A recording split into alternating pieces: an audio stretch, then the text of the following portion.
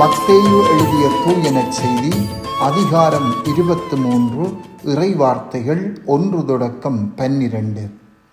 அக்காலத்தில் இயேசு மக்கள் கூட்டத்தையும் தம் சீடரையும் பார்த்து கூறியது: மறைநூல் அறிஞரும் பரிசேயரும் மோசேயின் அதிகாரத்தை கொண்டிருக்கின்றனர். ஆகவே அவர்கள் என்னென்ன செய்யும்படி உங்களிடம் கூறுகிறார்களோ அவற்றையெல்லாம் கடைப்பிடித்து நடந்து வாருங்கள். ஆனால் அவர்கள் செய்வது போல் நீங்கள் செய்யாதீர்கள்.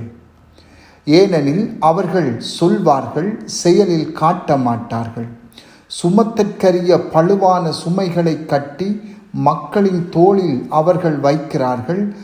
ஆனால் அவர்கள் தங்கள் விரலால் தொட்டு அசைக்கக்கூட முன்வர மாட்டார்கள். தாங்கள் செய்வதெல்லாம் மக்கள் பார்க்க வேண்டுமென்றே அவர்கள் செய்கிறார்கள்.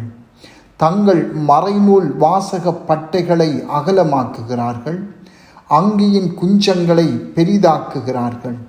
விருந்துகளில் முதன்மையான இடங்களையும் தொழுகை கூடங்களில் முதன்மையான இருக்கைகளையும் விரும்புகின்றார்கள். சந்தை வெளிகளில் மக்கள் தங்களுக்கு வணக்கம் செலுத்துவதையும் ரபி என அழைப்பதையும் விரும்புகின்றார்கள்.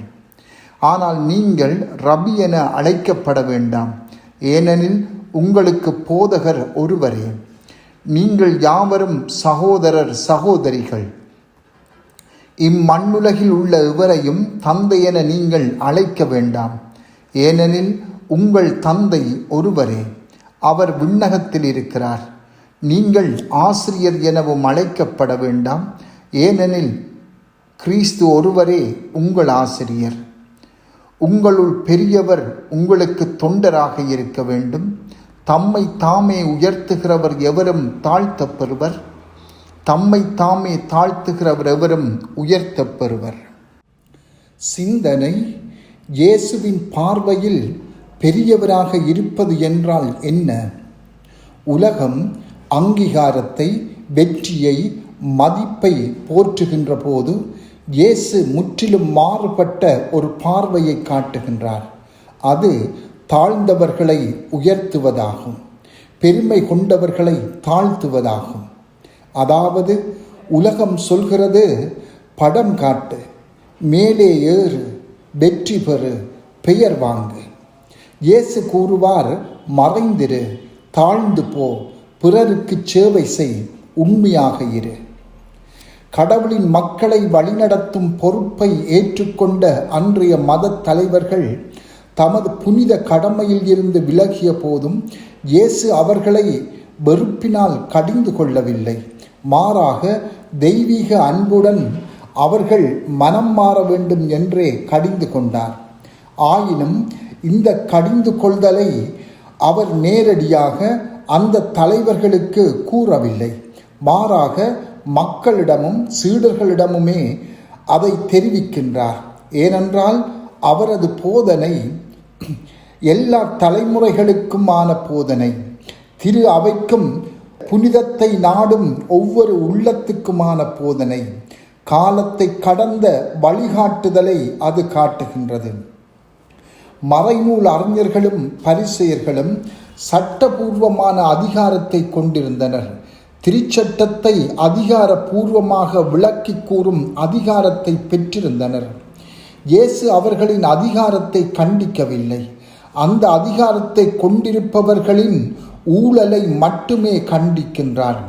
தலைவர்களின் வாழ்க்கை குறையுள்ளதாக இருந்தாலும் கடவுளின் சட்டத்துக்கு இசைவான அவர்களின் போதனைகளை பின்பற்றுமாறு இயேசு மக்களுக்கு அறிவுறுத்துகின்றார். இது முக்கியமான ஒரு உண்மையை நினைவூட்டுகிறது. திரு அவையின் அருளடையாளங்களும் போதனைகளும் பயனளிப்பதாக இருப்பது என்பது பணியாளர்களின் தனிப்பட்ட புனிதத்தை பொறுத்தது அல்ல, மாறாக அந்த பதவிக்கு அல்லது அதிகாரத்துக்கு வழங்கப்பட்டுள்ள தெய்வீக அதிகாரத்தை பொறுத்ததே. மனிதர்கள் தவறலாம், ஆனால் கடவுள் கொடுத்த பதவியும் உண்மையும் ஒருபோதும் தவறாது. நாம் மனிதர்களை அல்ல, இறைவார்த்தையையும் அருள் அடையாளங்களையும் பற்றி கொள்ள அழைக்கப்பட்டுள்ளோம்.